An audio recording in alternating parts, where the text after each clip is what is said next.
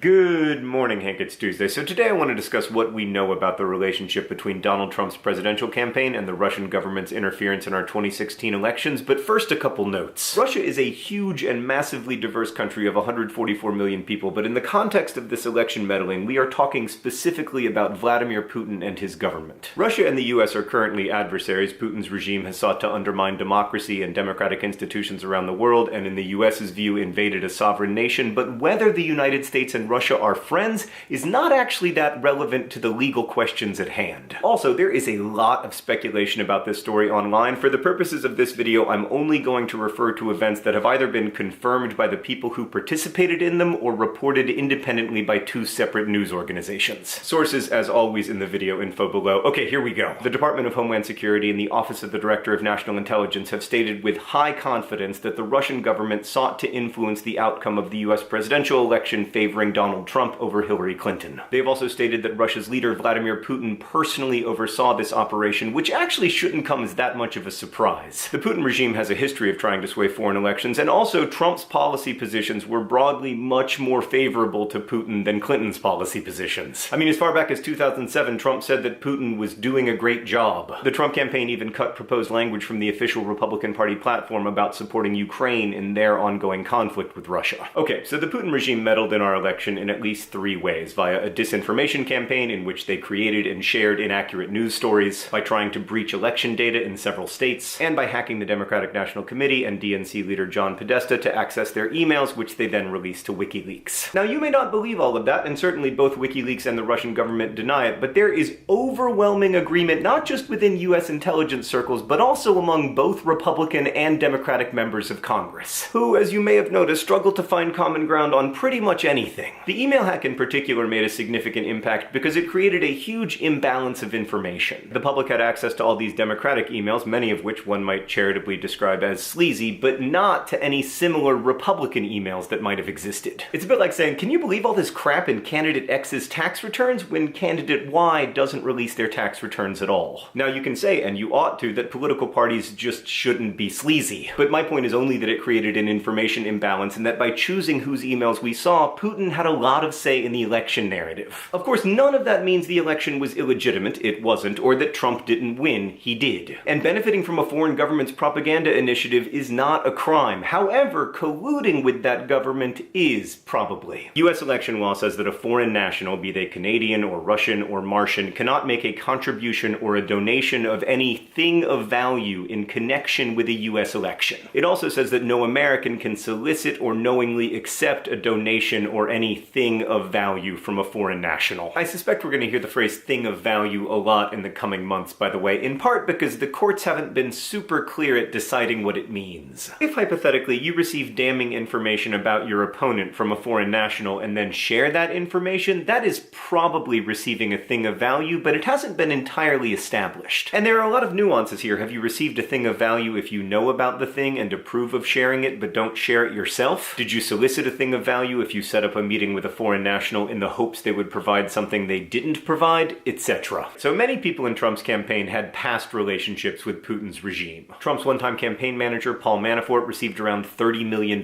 working for Oleg Deripaska, who is seen as one of Putin's closest business confidants. Michael Caputo, an early Trump advisor, had previously worked on a Russian campaign to improve Putin's image among Americans. Trump's Attorney General, Jeff Sessions, had to recuse himself from the Russia investigation after it was revealed he'd had previously undisclosed meetings with Sergei Kislyak, Russia's ambassador to the United States. And Michael Flynn, Trump's first national security advisor, failed to disclose payments that were made to him by an arm of the Russian government. And failure to disclose such payments is illegal for former military officers. Flynn also talked several times to Sergei Kislyak during the transition, the period after the election but before Trump became president. One of those calls occurred on December 29th, which happened to be the same day the US announced new sanctions on Russia. Flynn initially denied that he'd discussed sanctions on that call, but it became apparent that there was evidence to the contrary because Kislyak's calls are routinely monitored by US intelligence. Discussing sanctions policy on that call was possibly illegal. I mean, Flynn was not yet the national security advisor, but he was trying to negotiate foreign policy. But of greater concern is that the day after Trump learned that Flynn had lied about discussing sanctions, Trump asked FBI Director James Comey for loyalty. And then, the day after Flynn eventually resigned, Trump asked Comey to drop the Flynn investigation altogether. This is alarming because in the United States, states the Justice Department and the FBI are supposed to operate independently from the White House. That's part of the reason FBI directors serve a 10-year term. They're supposed to be above party politics and not beholden to one particular leader. Trump asking Comey to drop the Flynn investigation was a significant breach of protocol. In fact, some have argued that it amounts to obstruction of justice, which is the charge that Richard Nixon was eventually impeached for. And then a few months later, Trump fired James Comey. Initially, the White House said the FBI director was being fired for his mishandling of the Hillary Clinton email case, but then, after a few days of trying on various justifications,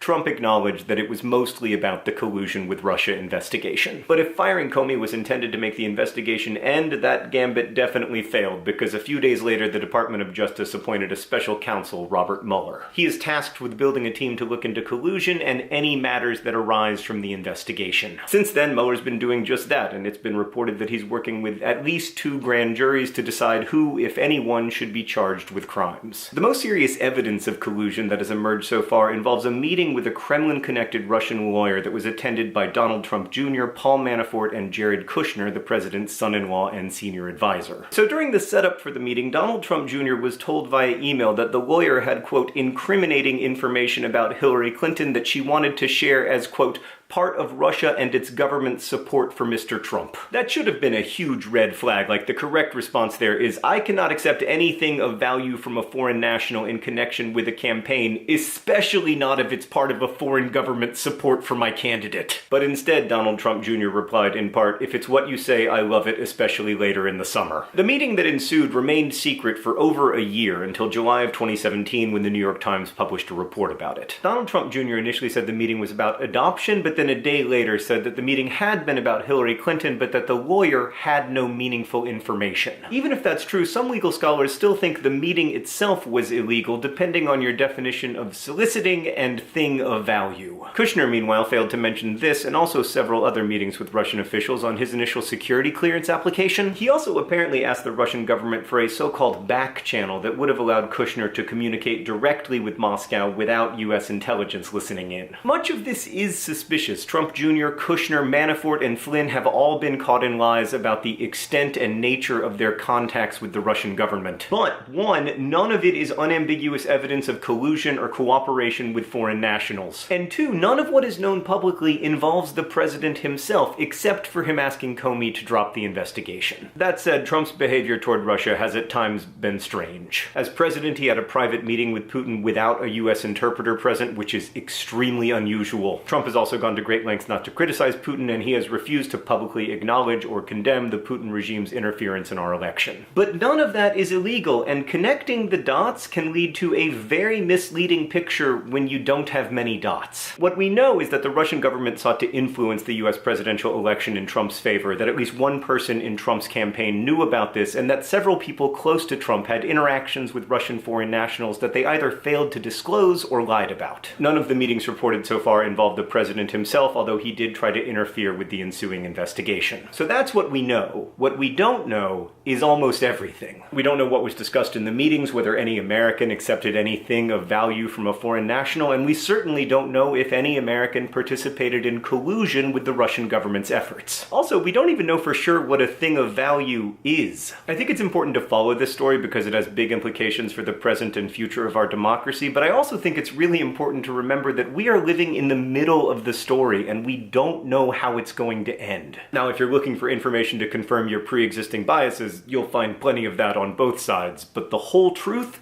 we just don't know that yet. I hope we will someday. Hank, I'll see you on Friday.